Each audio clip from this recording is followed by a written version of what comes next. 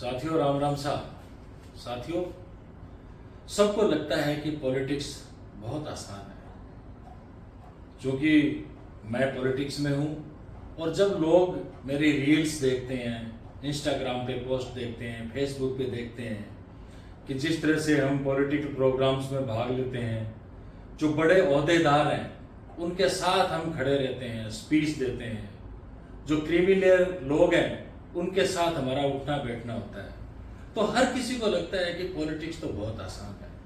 लेकिन साथियों, पॉलिटिक्स आसान नहीं है। उसी तरह जैसे कोई भी कार्य आज की तारीख में आसान नहीं होता, उसी तरह पॉलिटिक्स भी बहुत मुश्किल है, बहुत परिश्रम करना पड़ता है, लगातार हमें पैदल भी चलना पड़ता है। मुझे याद है कई बार तो हम दिल्ली के अंदर जब अपनी गाड़ी लेकर नहीं जाते तो 25-25 किलोमीटर हम पैदल चलते हैं। कोई आसान थोड़ी होता है, कहना ही आसान है। और उसी तरह जब लोग और कोई हमें पार्टी प्रोग्राम्स देती है, हमें खड़ा भी रहना पड़ता है बहुत देर तक, लोगों से बातचीत करने के लिए, किसी का इंतजार करने के लिए। तो इसमें बहुत ऊर्जा की आवश्यकता है। ये ऊर्जा कहाँ से आती है?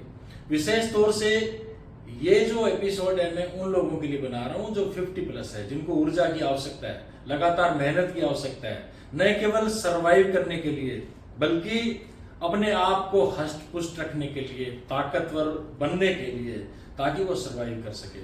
तो मैं कुछ इजी जो एक्सरसाइज है वो आप जिम में जाके कर सकते हैं, आप घर पे कर सकते हैं, सिलसिलेवार बताऊंगा। कोई कठिन नहीं है, क्योंकि हमारा लक्ष्य कोई बॉडी बिल्डिंग का नहीं है। हमारा लक्ष्य है अपने आप को फिट रखना, चुस्त और दुरुस्त रखना।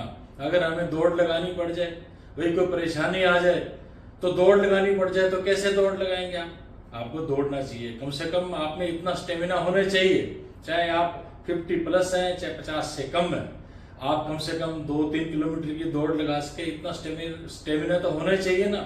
हम लोग आजकल जो गैजेट यूज करते हैं, सारे दिन हमारे हाथ में मोबाइल रहता है।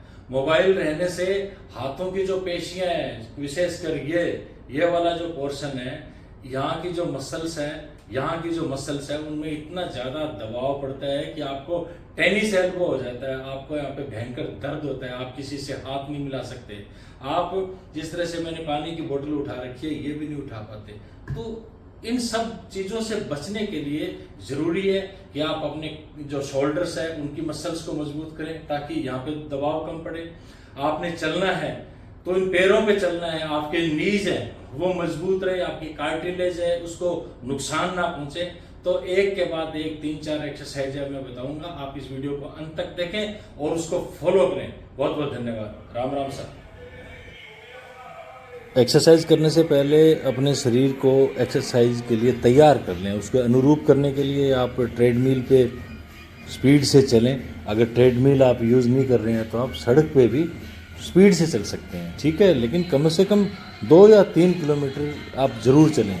मैंने इसमें नमूने के तौर पे थोड़ा थोड़ा आपको बताया है। और आज के इस एपिसोड के अंदर मैं आपको बता रहा हूँ हमारे शोल्डर्स की जो मसल्स हैं उनको हम किस तरह से खोलें, और हमारा थोड़ा बहुत स्टोमक का और थोड़ा बहुत हमारी लेग्स का।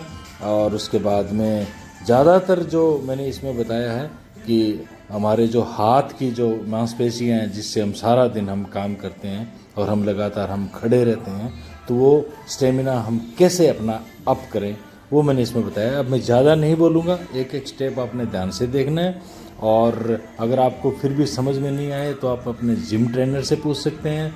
अगर आप जिम नहीं जाते हैं तो आप डायरेक्ट मुझसे फ़ोन करके भी आप पूछ सकते हैं। मैं आपका पूरा मार्गदर्शन करने का प्रयास करूँगा। आप देखिए एक एक चीज़। बहुत बहुत धन्यवाद।